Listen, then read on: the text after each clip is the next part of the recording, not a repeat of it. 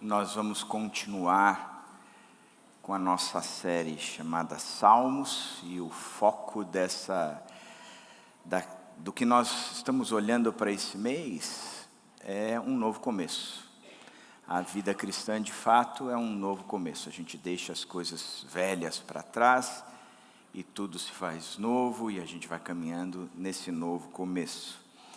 O Israel e o Caleb, esses meninos, pregaram aí esse começo do ano, e cada um pegou um salminho pequenininho. Aí quando o velho volta de férias, eles me dão o Salmo 119 para pregar. Agradeço muito, inclusive existe vaga para 2 pastores aqui na igreja agora, porque acabaram de ser demitidos aqueles outros. Se você quiser vir, qualquer um pode assumir o lugar dos 2. Não precisa ter nem...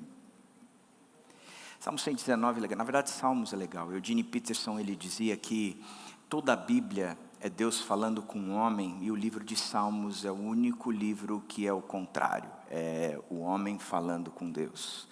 Como é que um coração de um cristão de fato, daquele que segue a Jesus, conversa com Jesus. Então, a gente vai fazer isso com o Salmo 119. A gente vai ver como é que a gente fala com Jesus, como é que a gente se posiciona, como nós nos enxergamos e como nos enxergamos, como é que nós podemos nos colocar diante de Deus. Mas eu queria começar com algumas curiosidades a respeito dos Salmos. A primeira é que ele tem 176 versículos, é o mais longo de todos os salmos, o mais longo de todos os capítulos da Bíblia inteira. Não tem nenhum outro capítulo que bata o Salmo 119, 176 versículos. Uma outra coisa é que são 176 versículos divididos em 22 sessões. E cada sessão, cada bloco, cada módulo, ele recebe o nome de uma letra hebraica. Então, ele preenche as 22 letras hebraicas, mas começa com o bloco 1, Aleph, o bloco 2, Bet, e assim por diante. A cada sessão, você vai encontrar 8 linhas. Então, você vai pegar a primeira sessão, 8 linhas. A segunda sessão, 8 linhas. A terceira sessão, 8 linhas. 8 vezes 22, 176. Cada linha começa com a letra da sessão. Então, é um acróstico. Então, quando vai lá na letra Aleph, todas as linhas começam com a letra Aleph. O texto desse salmo, ele contém 8 palavras diferentes para escritura: lei, testemunho, preceito, estatuto, mandamentos, juízes, palavra, promessa. E todos essas palavras, elas estão de uma certa forma relacionadas com a palavra de Deus, o que a palavra de Deus está sendo apresentada aqui. Além do que, cada versículo contém uma menção direta à palavra de Deus. Se você está com tua Bíblia aberta aí, pega qualquer versículo dos 176. Você vai ver nele lei, testemunho, preceito, estatuto, mandamento, juízo, palavra, promessa. Só 7 versículos, eles não apresentam nenhuma destas palavras. E o autor é desconhecido. Alguns dizem que é Esdras, e outros dizem que pode ser Jeremias, porque o texto contém características de uma fala daquele que experimenta um período da história de Israel, que é o pós-exílio. Então, provavelmente pode ser Jeremias, ou provavelmente pode ser Esdras. Mas não mais delongas, vamos ler o Salmo, e a gente vai ficar de 1 a 8, e semana que vem a gente vê mais um bloco desses aí. O Salmo 119, de 1 a 8, diz: como são felizes os que andam em caminhos irrepreensíveis, que vivem conforme a lei do Senhor. Como são felizes os que obedecem aos seus estatutos e de todo o coração o buscam. Não praticam o mal e andam nos caminhos do Senhor. Tu mesmo ordenaste os teus preceitos para que sejam fielmente obedecidos. Quem dera fossem firmados os meus caminhos na obediência aos teus decretos. Então não ficaria decepcionado ao considerar todos os teus caminhos. Eu te louvarei de coração sincero quando aprender as tuas justas ordenanças. obedecerei aos teus decretos, nunca me abandones. Se nós pudéssemos dar um título, um tema a este salmo, eu colocaria como que as minhas ações reflitam os teus decretos. Esse tema foi sugerido pelo Israel, e eu gosto muito da ideia olhando para o Salmo 119, porque ele traz um foco importante na palavra de Deus, ele olha para a palavra de Deus dizendo, olha, ela é fundamental para a nossa vida, portanto, que as minhas ações, que a minha vida reflitam os teus decretos. Nós estamos numa série intitulada Um Novo Começo. Hoje, o tema é que as minhas ações reflitam os teus decretos.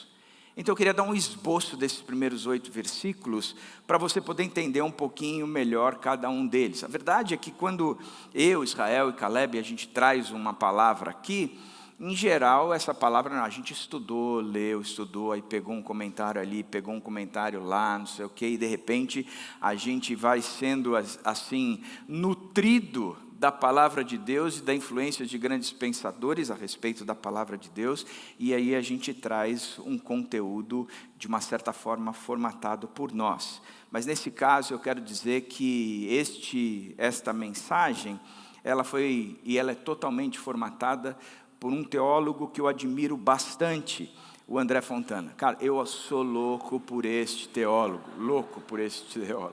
E ele é interessante porque ele lava, cozinha, pesca, ele pega onda, ele mexe com marcenaria, serralheria, e no caso do André, ele além de tudo isso, ele ainda sabe pregar, trazer a palavra dentro da igreja. Então é mais completo do que aquele que vocês estão acostumados. Aí que as mulheres dizem que ele é bonito, eu sou mesmo, esse daí nem tanto. A felicidade da vida reta, versículos 1 a 3. Depois a gente vai ver a fonte da felicidade, parte 1, versículo 4. Depois a coerência da felicidade, versos 5 a 8. E por fim, a fonte da felicidade, parte 2. Então vamos entrar na felicidade da vida reta. Como são felizes os que andam em caminhos irrepreensíveis, que vivem conforme a lei do Senhor. Como são felizes os que obedecem aos teus estatutos e de todo o coração o buscam, não praticam o mal e andam nos caminhos do Senhor. O texto aqui, essa introdução inicial, eu creio que a gente consegue tirar 3 palavras fortes desse trecho, que definem um pouco o que é ou o conceito da felicidade segundo a Bíblia. Porque a Bíblia, ela não diz o que é felicidade. Esse texto está dizendo como são felizes os que andam. Mas ela não diz, felicidade é uma casinha pequenina e não lembro mais da música, eu só lembro dessa primeira. Mas ele não está dizendo que felicidade é isso. Que felicidade é ter um título da Copa do Brasil. Não, ele não diz em nenhum momento o que é felicidade. Entretanto, a Bíblia toda, ela vai falar de que aquele que é feliz, ele faz determinadas coisas. Não é que ela explica, mas aquele que é feliz, ele faz. E no caso aqui, como são felizes os que andam, e depois como são felizes os que obedecem. Quando a gente pega o Salmo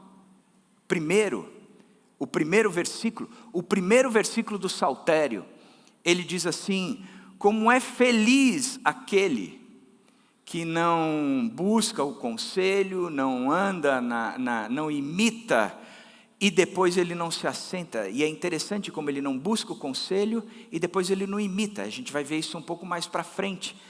Mas quando você olha o Salmo 1, ele está dizendo como é feliz.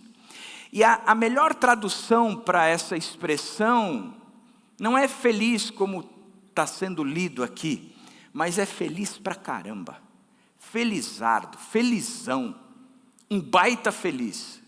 Então este é um baita feliz aquele que não anda nessas características, mas antes tem o seu prazer na lei de Deus e nela medita de dia e de noite. Quando a gente vai para o Novo Testamento, por exemplo, Mateus 5, ele fala das bem-aventuranças, que é sinônimo de felicidade. Então, bem-aventurados são, felizes são, e aí ele diz, os pobres, os que choram, os humildes, os que têm fome e sede, os misericordiosos, os puros de coração, os pacificadores, os perseguidos. E aí, voltando para o Salmo 119, por 2 vezes ele diz, bem-aventurado, ou são felizes. E neste salmo ele traz, felizes são os que andam, felizes são os que obedecem. Então, o conceito de felicidade a gente não tem. Depois eu vou negar a mim mesmo mais para frente. Mas o conceito de felicidade a gente não tem. O que a gente tem é que as marcas daquele que é feliz são muito claras na Bíblia. A segunda palavra importante na introdução desse capítulo é a palavra irrepreensível. Ele diz, felizes são, e num paralelo ele fala irrepreensíveis. Este texto ele começa com um uso de uma técnica para ser escrita chamada paralelismo. Você pegar o primeiro versículo e o segundo versículo, você vai ver que eles estão falando a mesma coisa. É o mesmo, como são felizes os que andam em caminhos irrepreensíveis, que vivem conforme a lei do Senhor. Como são felizes os que obedecem aos teus estatutos e de todo o coração o buscam. Não é que no primeiro versículo ele traz um conteúdo e no segundo ele traz um conteúdo abrangente. Não, está falando a mesma coisa. Portanto, a gente pode olhar esse texto e dizer, felizes são os irrepreensíveis, como diz o versículo 1. Agora, o conceito de irrepreensibilidade é interessante, porque para nós, o irrepreensível é aquele que nunca peca. Eu olho para o Almir e digo, ele é irrepreensível, nunca peca. A Tama não é. E é aniversário da Tama hoje, faz 63 anos de idade. Não parece 61. Mas o fato é que você olha o texto e você diz, caramba, o que é ser irrepreensível então?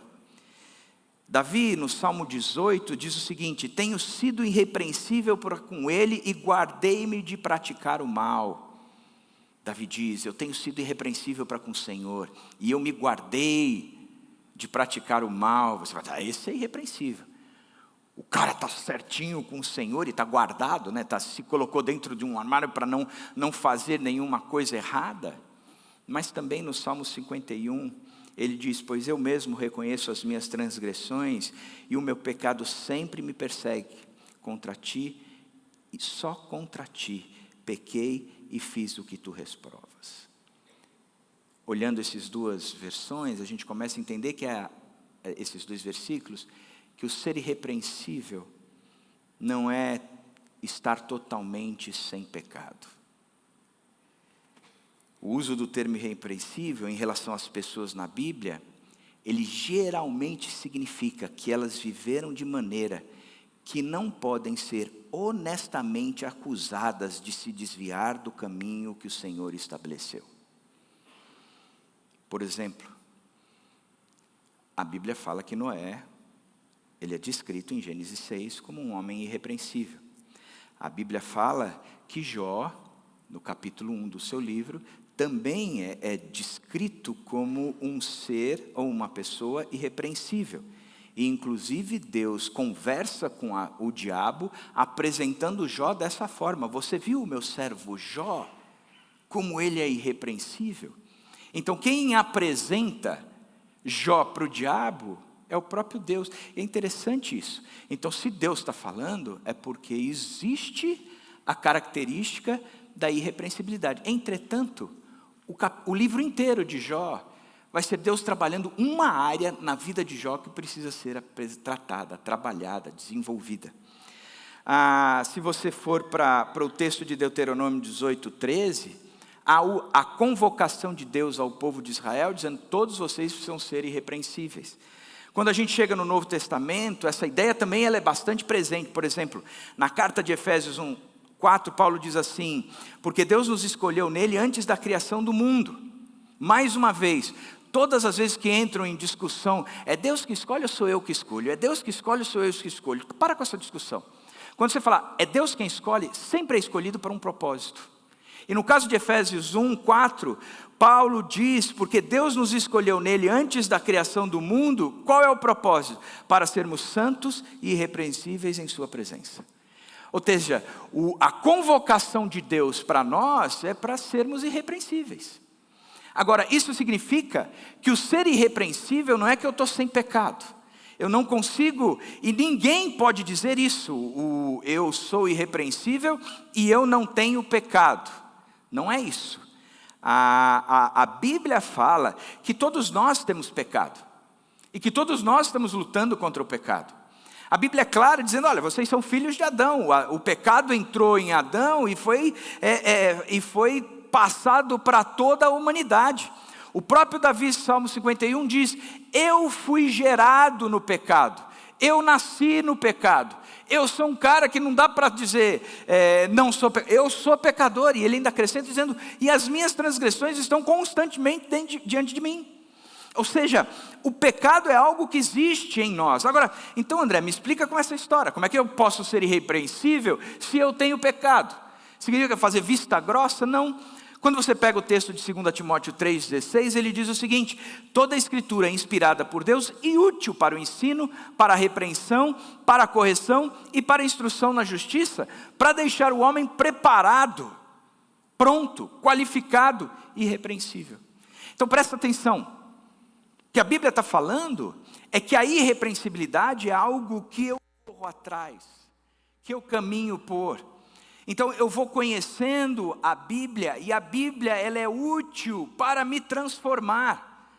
A Bíblia é útil para um novo começo. Não há outro lugar ou outra partida na nossa vida para um novo começo que não seja pelos trilhos da Bíblia.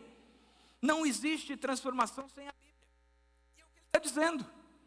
Escuta, você está se tornando irrepreensível diante de Deus, porque conforme você vai estudando a palavra, se aprofundando na palavra, os teus pecados vão surgindo, e a Bíblia, que é útil, ela vai te ensinar, te repreender, te corrigir e te instruir, e você vai ficar preparado.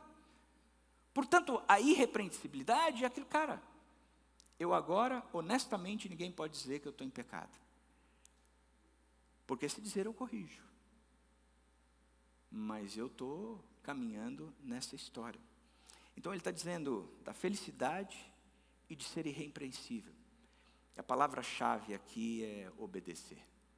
Não tem outro caminho que não seja a obediência para o nosso crescimento com Cristo. Não tem, gente, não tem. Infelizmente não tem. Eu gostaria muito de dizer que o Caleb tem o poder de chegar diante de você e dizer assim, pirlim pim pim. E você é alguém novo, totalmente irrepreensível. Ele tenta, mas nunca conseguiu. Então, não existe isso. Como é que a gente busca isso? Na obediência. Gosto muito do que a Dani fala, né? A obediência parte do princípio que eu não estou de acordo, porque estar de acordo é conivência. Eu parto do princípio de quem fala e o que fala, portanto eu obedeço. E se é Deus que está falando, eu vou obedecer o que Ele está falando. Essa é a marca, gente, da salvação. O salvo verdadeiramente, ele caminha para essa vida irrepreensível. E qual é o resultado disso? Felicidade. O cara é feliz. Ele não é feliz porque os problemas acabaram. Ele não é feliz porque aquela dificuldade que ele estava enfrentando foi resolvida. Ele é feliz, e só há felicidade na face dessa terra com aquele que caminha junto com Deus, em cima da palavra dele e consequentemente baseando-se na sua obediência. Não tem outra chance, a felicidade da vida reta. Então, em 176 versículos sobre a palavra, ele começa dizendo, a palavra é o lugar onde nós vamos encontrar felicidade. Ela vai nos tornar felizes a partir da obediência. Aí a gente continua com o texto, quando a gente vai agora pensar na fonte da felicidade. Da onde vem essa felicidade? Tu mesmo ordenaste os teus preceitos para que sejam fielmente obedecidos. Ele vem nesses 3 primeiros versículos qualificando o que é felicidade e dizendo que a felicidade é uma obediência baseada e fundamentada em cima dos preceitos do Senhor. São os preceitos do Senhor que faz valer. Tu mesmo ordenaste, Tu mesmo ordenaste, ou seja, foi Deus quem falou. Portanto, quando a gente pega um livro como este, que é a Bíblia, nós entendemos que é palavra de Deus. Não é um livro qualquer, ele é a palavra de Deus, é por onde Deus se comunica conosco, é onde Deus fala com a gente, é onde Deus se revela, é onde Deus é apresentado. Hebreus diz que tendo outrora Deus falado de muitas maneiras, de várias formas, por intermédio dos profetas e assim por diante, ele diz, hoje ele nos fala em Jesus, e a gente não vai conhecer Jesus que não seja por intermédio da palavra. Então, a palavra, ela é dada por Deus, foi falada por Deus. Gosto do texto de 2 Timóteo 3,16, quando ele diz, toda a escritura é inspirada por Deus. E aí eu gosto das discussões maduras do povo, que se prende em coisa que não vai levar a lugar nenhum. Por exemplo, como é que Deus escreveu esse livro? Ele sentou do lado do cara e ditou. Então você vê Paulo recebendo a palavra de Deus e Deus ditando, ele, peraí, quebrou a ponta do lápis, deixa eu apontar Deus. E aí ele vai, como é que Deus falou? Esse livro é de homens. Deus, ele deu uma experiência para o homem, e aquela experiência trouxe para ele um conteúdo que ele escreveu. Gente, entrar nesse tipo de discussão não vai te levar a lugar nenhum. Se é palavra de Deus, a gente tem que entender o seguinte, que toda a escritura, do começo ao fim, toda a escritura, ela é inspirada por Deus. Deus trouxe esse livro todinho para dentro dele e depois ele inspira em nós. Ou seja, qualquer parte deste livro ele vai trabalhar, porque este livro vai falar dele. Este livro vai revelá-lo. Qualquer trecho desse livro vai apresentar quem ele é, vai dizer como nós temos que obedecer, vai trabalhar na nossa conduta, na nossa postura, vai explicar o que vem por acontecer. Todo este livro, ele explica a história passada, inclusive o porquê da criação, como é que as coisas surgiram lá em Gênesis, vieram, o povo de Israel, a igreja, ele explica, porque todo ele é inspirado por Deus. A gente vai encontrar Deus nele todo. Agora, ela é palavra de Deus, mas ela também tem uma outra característica. A palavra é sobre Jesus. Tu ordenastes, é a palavra de Deus, foi ordenado pelo Senhor. Os preceitos, os teus mandamentos, a tua lei. Tu ordenaste isso. Aí você vai chegar para mim e vai dizer, me explica uma coisa. Esse autor, quando escreve, ele não tem a Bíblia inteira, tem? Não, não tem. Ele tem parte dela. Principalmente os 5 primeiros livros, a Torá, o livro da lei. Isso ele tem. Então você está falando que quando ele dá os preceitos, ele está escrevendo somente a respeito desses 5 livros, sim, é a respeito desses 5 livros. Mas esses 5 livros, eles não falam de Jesus. Será? Quando Deus tira o povo do Egito, e o povo estava numa escravidão só, tinha um faraó chato, duro, que os escravizava com uma mão forte, tirando qualquer benefício ali, qualquer facilidade, complicando a vida dos caras. Diz a Bíblia, e eu gosto disso, que Deus ouviu o clamor do povo, viu o sofrimento, e então desceu. Ele ouviu, ele viu e ele desce. E ele tira o povo daquela escravidão, e ele leva o povo dizendo, eu vou levá-los agora para a terra prometida. É uma terra toda especial. Aqui vocês não tinham nada e estavam escravos, lá a terra é de vocês. Aqui vocês passavam fome, aquela terra manam leite e mel. É a terra. Então eu vou tirar vocês e vou levá-los para lá. E diga uma coisa, eu vou levá-los. Eu vou estar com vocês. Daqui para frente, sou eu no meio de vocês, levando para aquela terra. E a gente via a coluna durante o dia a coluna de fogo, a coluna de fumaça, à noite a coluna de fogo. Eles criaram o tabernáculo, a tenda do encontro, depois o templo, e ali Deus habitava, era Deus habitando no meio do seu povo. Isso era uma coisa tão certa, que quando o povo constrói o bezerro de ouro, o povo vira, e Deus vira para Moisés e diz o seguinte: sai da minha frente, porque eu vou acabar com aqueles caras, eu vou destruir essa nação, e de você eu vou fazer uma grande nação. E aí Deus chega para ele e fala: não faz. Aí Deus está ok. Então, nós vamos para a terra prometida, mas eu não vou com vocês, eu vou mandar um anjo. Aí o Moisés vira e diz: a gente vai possuir a terra prometida, mas sem o Senhor, então volta no projeto inicial, mata a gente.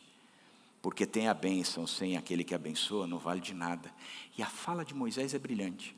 O fato do Senhor estar no nosso meio é que somos diferenciados de todas as outras nações na terra. O povo de Israel, eles tinham Deus no meio dele. E aí Deus diz: vão para aquela terra, mas tem uma coisa, eu estou no meio de vocês, mas para entrar ali, vai ter que ter um padrão. E o padrão são esses decretos que eu começo a entregar para vocês. E ele foi descrevendo, a partir dos 10 mandamentos, migrando para um monte de coisa, e eles tinham que viver de acordo com isso. Você fala: André, mas aonde? Aonde? Nestes decretos a gente pode ver Jesus? No padrão. No padrão. O modelo da lei é o próprio Cristo. Tanto é que ele é revelado como aquele que cumpriu a lei toda, portanto ele foi o único sacrifício aceito. Porque nele toda a lei se cumpria. Então, o padrão é Jesus. Então ele está dizendo: tu mesmo ordenaste os teus preceitos, tu mesmo ordenaste as tuas leis, tu mesmo ordenaste os teus mandamentos, tu mesmo ordenaste os estatutos. Mas isso tudo só reflete uma coisa: que este padrão, ele reflete o teu Filho, Jesus Cristo. É na lei que nós podemos enxergar Jesus Cristo. Isso é tão verdade, que quando você pega, por exemplo, o capítulo 11 de Hebreus, ele vai narrar todos esses homens do Velho Testamento, homens e mulheres do Velho Testamento. E ele é descrito, ou ele é apresentado, ele recebe o título, o capítulo 11 de Hebreus, da galeria dos heróis da fé, de homens que não tinham o Novo Testamento, de homens que não tinham de forma alguma a visão, ou como chama? A descrição de quem era Jesus.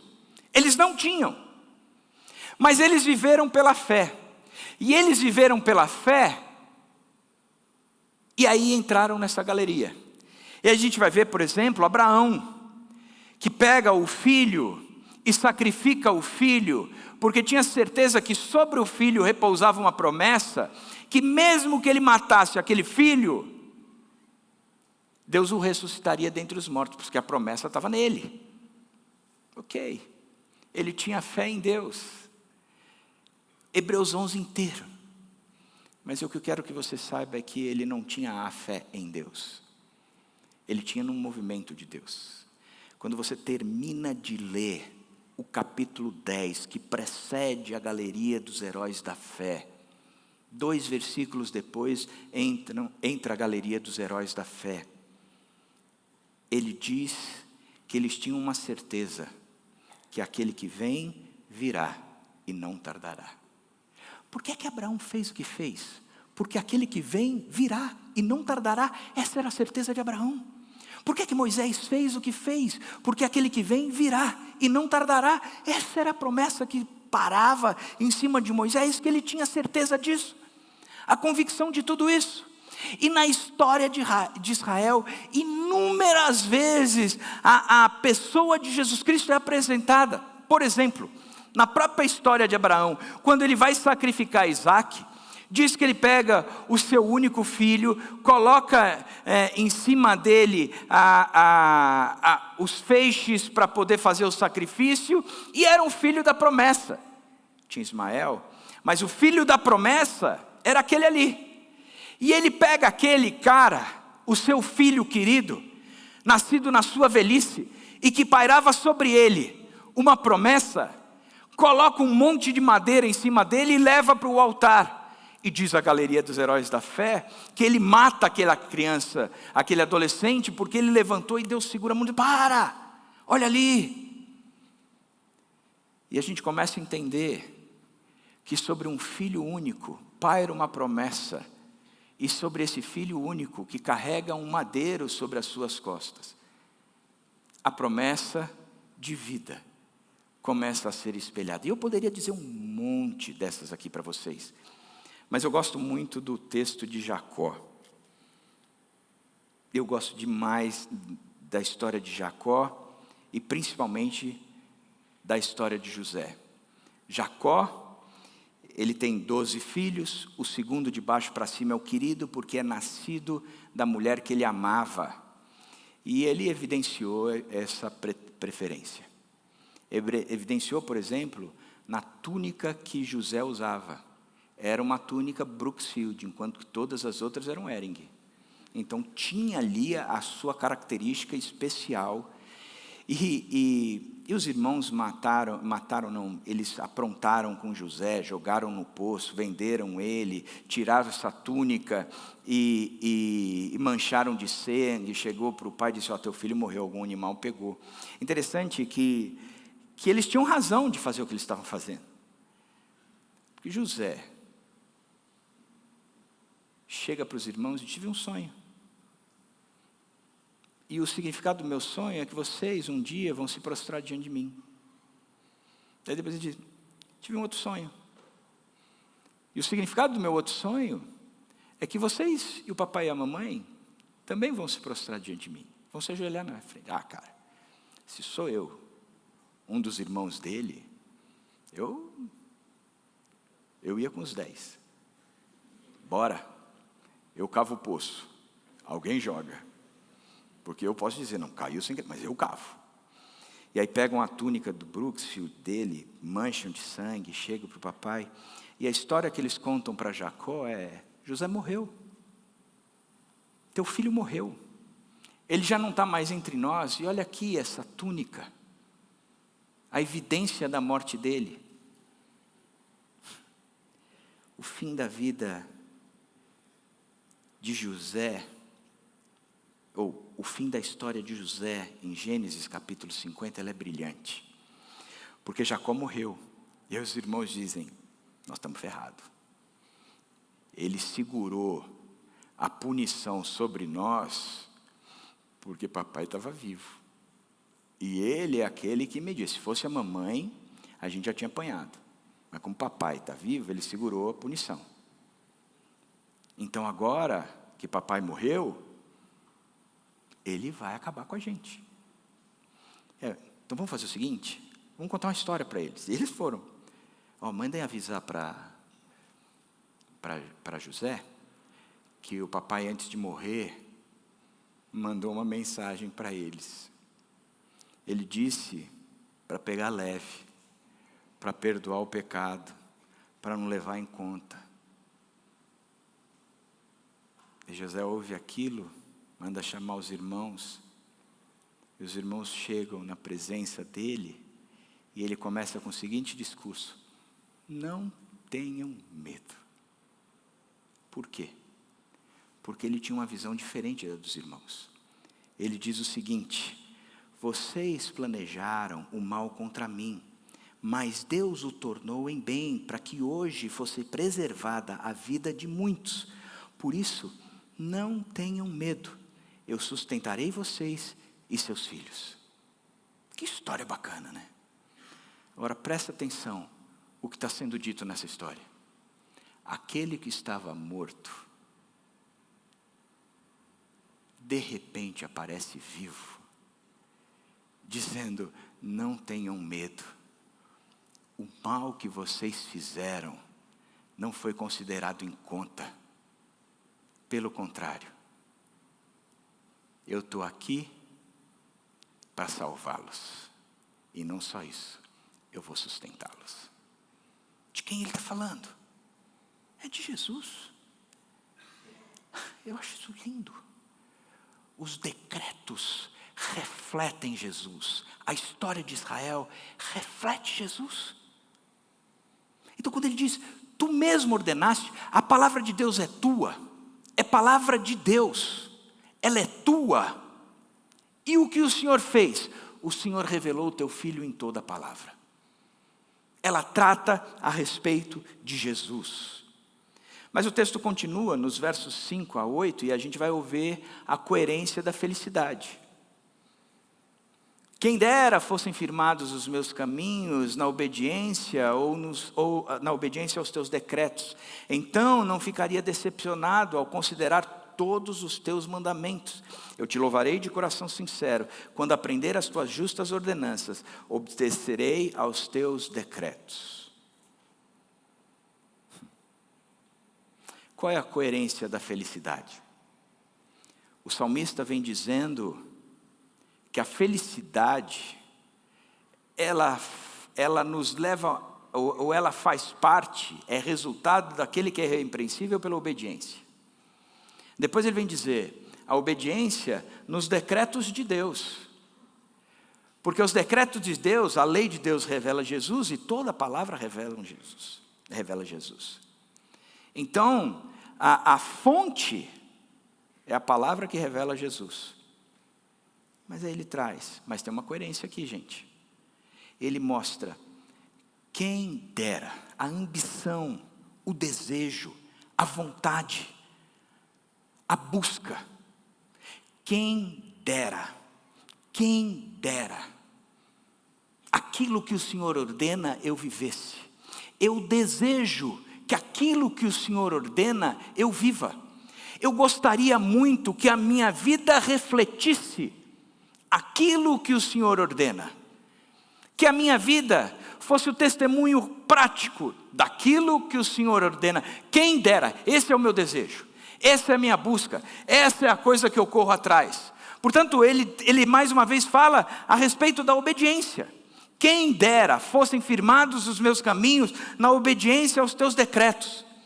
Isso é o que eu desejo, porque isso acontecendo, ele acrescenta dizendo, então não ficaria decepcionado ao considerar todos os seus mandamentos. Por que eu não ficaria decepcionado? Porque eu olho os seus mandamentos e eu vivo eles. Eu estou de acordo com eles. Quem dera os teus mandamentos fossem refletidos na minha vida. Eu te louvarei de coração sincero. Eu, quando aprender as tuas justas ordenanças, quando a tua palavra entrar, eu vou refletir aquilo que ela é de fato. Quem dera, esse é o meu desejo, é isso que eu procuro. Porque o que a gente está aprendendo é que não dá para dizer que eu sou cristão, que eu falo das coisas de Deus, que eu entendo das coisas de Deus, mas eu não vivo das coisas de Deus. Eu não me torno irrepreensível. Aquele que não é irrepreensível, que tem uma vida em contradição à palavra versus a prática, diz que aquele que tem os meus mandamentos e os guarda, este é o que me ama. Então a salvação, ela resulta numa prática da palavra. Não tem outro jeito. Um dos autores que sugerem que pode ter escrito esse salmo é Esdras. Além de ele ter vivido nesse período pós-exílio, no capítulo 7, verso 10, diz, pois Esdras tinha decidido dedicar-se a estudar a lei do Senhor e a praticá-la, e aos seus decretos e mandamentos comunicar aos israelitas. Esdras se dedicou a estudar e praticar. Estudar e prática. A coerência da teoria com a prática. Depois, a gente vê no Salmo 1:1, como é feliz aquele que não segue o conselho, a teoria dos ímpios, e não imita a conduta, a prática dos pecadores. Como é feliz aquele que tem a teoria boa, mas a prática é coerente com teoria. Aí a felicidade aparece, surge. Ela brota dessa coerência. Em Êxodo 20, verso 7, quando a lei de Deus começa a ser apresentada a partir dos 10 mandamentos, o terceiro mandamento diz: não tomarás em vão o nome do Senhor. O primeiro mandamento: eu sou o único Deus e não há um Deus além de mim. Acabou, gente, eu sou o único Deus. Segundo mandamento: você não vai ter ídolos. Olha a prática. Se Deus é Deus, eu não tenho ídolos. Nada ocupa o lugar de Deus na minha vida. Por quê? Porque Deus não suporta que o nome dele seja dito em vão. Aquele que diz, mas não faz. Aquele que diz, mas não faz. O pastor que me criou, Ari Veloso, dizia: se você não vive a Cristo, não fale de Cristo para que Cristo não seja envergonhado. Não tomarás em vão o nome do Senhor, que as minhas ações reflitam os teus decretos. Que as minhas ações reflitam os teus decretos. Que eu seja a Bíblia que o outro está lendo. Romanos 6,17. Vocês tinham sido escravos do pecado. Mas qual é a característica nova agora? Passaram a obedecer de coração a forma de ensino que lhes foi transmitida. Vocês ambicionaram. Quem dera, eu desejo isso. Eu busco isso. Eu trago isso para a minha vida. Eu e a Dani, a gente ganhou uma viagem para Nova York, né? Então, a primeira semana a gente passou na casa de uma amiga nossa, de uma família muito querida. E a segunda semana a gente ficou em Manhattan, né? Na grande ali em Nova York. E em Nova York a gente anda de trem, de metrô, para cima e para baixo. E o metrô lá, ele tem algumas coisas interessantes, né? Se você quer pegar uma linha expressa, que não vai parando de ponto em ponto, então você pega a linha E, por exemplo. E aí ela vai te deixar em alguns pontos. Você não precisa fazer aquela trajetória pinga-pinga, mas se você quer. E a gente ia chegar num lugar, eu falei: Dani, essa aqui é a estação que a gente vai pegar. Porque eu li ali no meu celular, olhava o mapa, via as linhas, não sei o quê, então vamos entrar nessa aqui. Entramos, pegamos o metrô e fomos. E eu ali concentrado, vendo o que era, onde a gente tinha que parar, olhava a estação, é a próxima, não sei o quê, e eu não ouvi a mulher dizer que aquela era a última estação e que a gente tinha que sair do trem. E eu não tinha entendido isso. Todo mundo sai do trem, eu fico ali no meu celular olhando, fecha a porta, o trem começa a andar. E a Dani vira e diz: eu acho que a gente tinha que sair no outra linha, na outra estação. Porque não tem ninguém aqui no trem. Aí eu olhei e falei assim: não, Dani, não é isso não, é que deu de ser nós dois. Ela levantou, começou a filmar o trem vazio, porque, cara, celular com máquina fotográfica, viagem e mulher, é um negócio que irrita qualquer ser masculino na face da terra. Aí levantou, começou a filmar, e aí de repente o trem entrou num buraco e parou. E eu ali, olhando as coisas, e o trem parado, e o ser, não é o que habita em mim, mas o que vive comigo, desesperou, gente. E a gente vai ficar, está fechado. Calma, ser que habita comigo, não quero dizer o nome dela. Calma.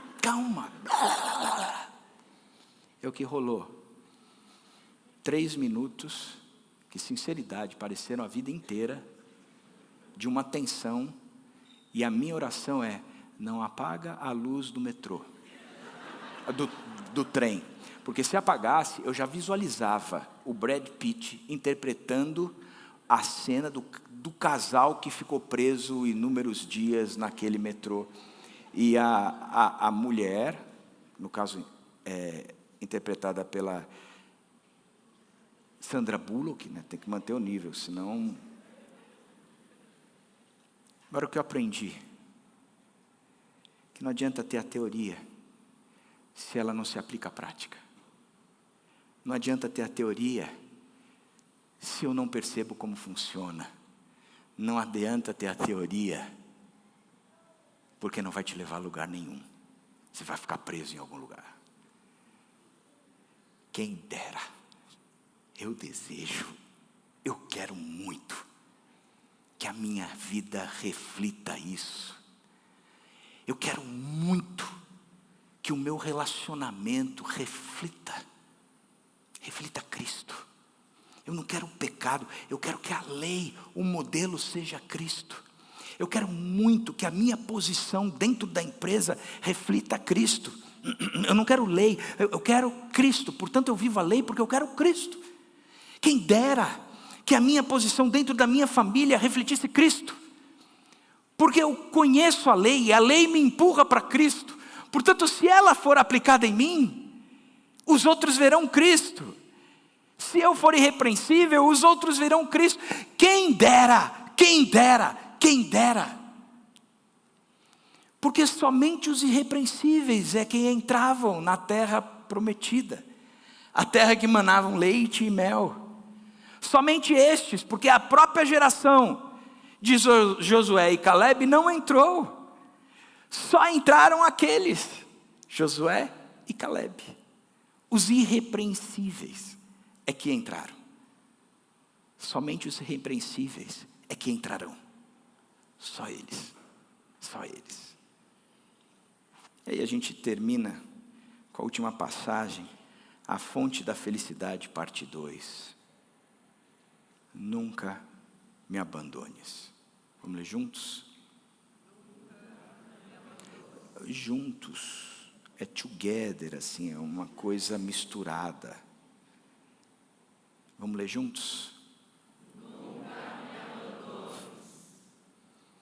Ei, Deus, eu entendi que a felicidade tem a ver com uma vida corretíssima, fruto da obediência. A obediência nos teus decretos, mandamentos, na tua lei, porque ela reflete Jesus Cristo. E eu desejo muito que a minha vida, ela seja coerente com os teus decretos. Aquilo que o Senhor mandou, eu vivo. Eu quero muito isso. Nunca me abandones. Por que isso? Lembra? O povo saiu do Egito e Deus disse: eu vou levá-los para a terra que manam leite e mel. Mas para entrar lá, tem um padrão, tem lei, tem mandamento, tem estatuto. E o nível é alto, é o da perfeição.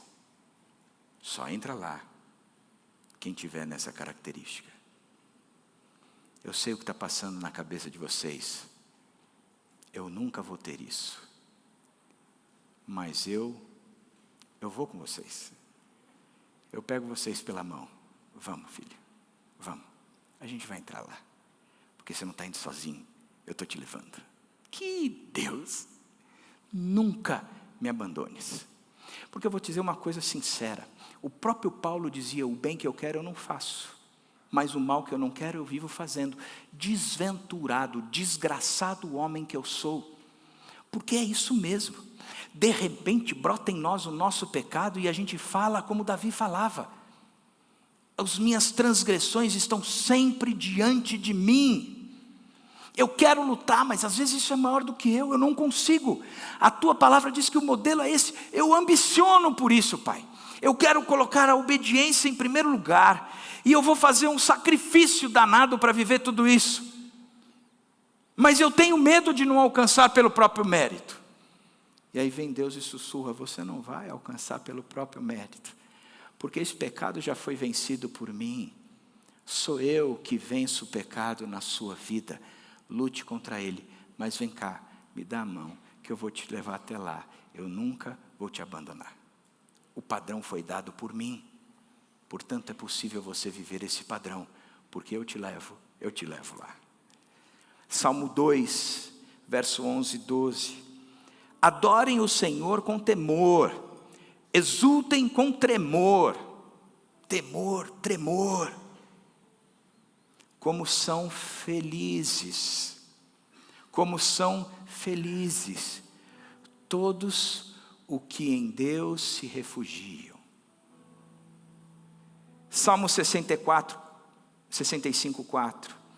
Como são felizes aqueles que escolhes e trazes a ti para que vivam nos teus átrios. Transbordamos de bênção da tua casa, do teu santo templo. Como são felizes aquele que o Senhor escolheu e trouxe para perto. A minha casa transborda de bênção. Salmo 84, 1 a 4, e eu adoro essa passagem. Jorge Camargo musicou. Como é agradável o lugar da tua habitação, Senhor dos exércitos. Como aonde o Senhor habita é um lugar agradável. A minha alma anela, deseja, até desfalece pelos átrios do Senhor. E o meu coração e o meu corpo cantam de alegria ao Deus vivo. O coração e o corpo. As leis e a prática. Até o pardal achou um lar e a andorinha um ninho para si, para abrigar os seus filhos, ali perto do teu lugar. Ele estava se referindo ao templo, o lugar onde Deus habitava. E aí ele termina dizendo, como são felizes os que habitam em tua casa. Como são felizes os que habitam em tua casa. Quando a gente vai para o Novo Testamento, em Lucas 10, 23 a 24, Jesus está conversando, e aí ele diz, ai de você, Corazim, uma cidade, ai de você, Betsaida, outra cidade, porque se os milagres que foram realizados entre vocês, aquilo que eu fiz entre vocês, o fossem feitos em Tiro e Sidom, há muito tempo eles teriam se arrependido. Aí ele se vira para os seus discípulos, como o irmão mais velho, Jesus Cristo, acolhendo os irmãos mais novos perdidos na caminhada, dizendo, eu sei o que está passando, deixa eu dizer uma coisa para vocês. Então, ele se voltou para os seus discípulos e lhe disse em particular, felizes são os olhos que veem o que vocês veem. Pois eu digo que muitos profetas e reis desejaram ver o que vocês viram, mas não viram. E ouvir o que vocês estão ouvindo, mas não ouviram. Do que é que ele estava falando?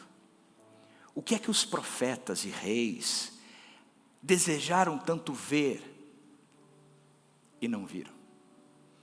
Desejaram ouvir e não ouviram.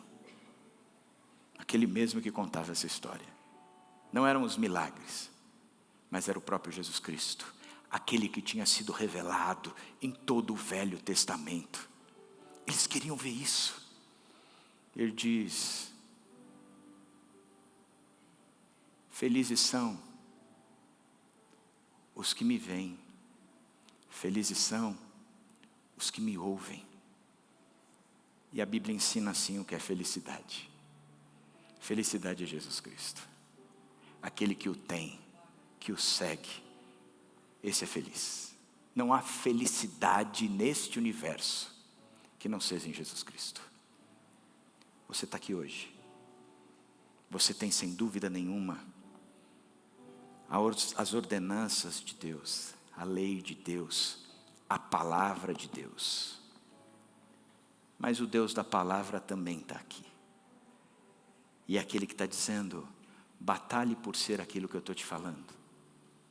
mas eu estou te levando, porque eu, o Cristo, paguei o preço, e sobre você, o seu pecado não pesa mais. Aos meus olhos, você é irrepreensível. Vamos entrar no meu lugar eterno. Que Deus, não é? Ele está aqui. Ele está aqui. Nós somos chamados para ser irrepreensíveis diante de Deus. Ele está aqui. Ele está aqui. Queria nos colocar na Tua presença, Pai. Que a gente olhasse para a Tua palavra como Tua palavra mesmo. Que a gente a levasse a sério. Que ninguém entra na Tua presença, a não ser que viva de acordo com a Tua palavra. Mas também queria agradecer, porque o Senhor está aqui. E o Senhor nos ajuda. Na verdade, o Senhor nos torna aquilo que a Tua palavra diz que a gente tem que ser. Portanto, que aquilo que cremos seja coerente com aquilo que praticamos. Que a nossa vida tenha os Teus decretos refletidos nas nossas ações. Abençoa esse povo em nome do Senhor Jesus. Amém.